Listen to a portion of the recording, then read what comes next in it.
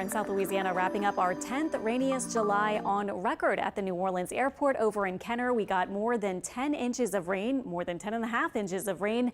And so far this year, that puts us at over 61 inches, very close to what we would on average get for an entire year at 63.35 inches. The average, by the way, for the month of July is about 6.7 inches. So we were well above that. And again, 10th rainiest July on record. At least it wasn't like last year. We got 15 plus inches of rain last year in July. Our highs today, somehow, even with the rain that we did have here and there, managed to touch briefly some of these pretty high temperatures, like the airport 96. Some other spots on the South Shore saw the rain kind of come in and cut the temperatures off right at about 90 or 91, close to average for this time of year. North of the lake, we were able to soar to 97 at Bogalusa, 94 at Slidell, 93s for Hammond, and for over in Morgan City as well. And now we have these nice kind of cloudy skies, nice in the sense that they're certainly keeping us a little cooler than it could be in the lower 80s as opposed to middle 90s like it could be at this point had we not had some of that cloud and rain activity. We do have a humid evening, but clearly it's not going to be as hot as if our temperatures were still way in the 90s.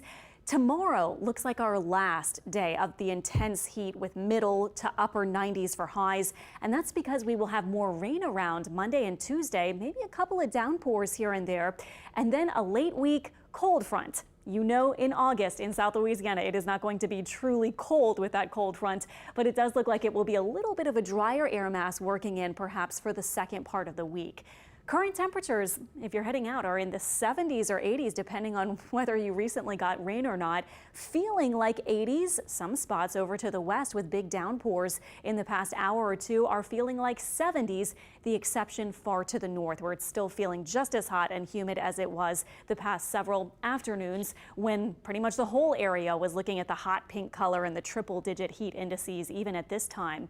Right now we have our showers and storms really located toward Baton Rouge. A little flare up of a shower here, not moving very much over in Harrison County in Mississippi. And we have the big surface high off to the south of us. And we will eventually get a front moving in off to the north. We're going to watch that happen mainly Wednesday and into Thursday. But first, just to let you know, we still have the intense heat going.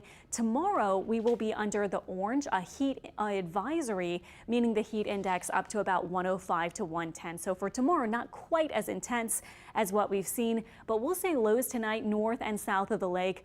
Really close to 80. That's where they've been bottoming out. Any evening stray shower activity will be calming down tonight.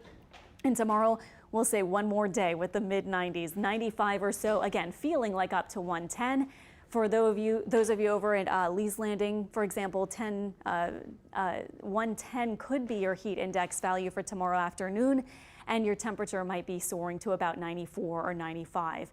Here's our model through this evening, though, looking pretty quiet as we get into the evening hours. Looking ahead quickly into tomorrow, mostly quiet to start the day, but here are some showers and storms, especially late afternoon and early evening, and that could take us into tomorrow night as well.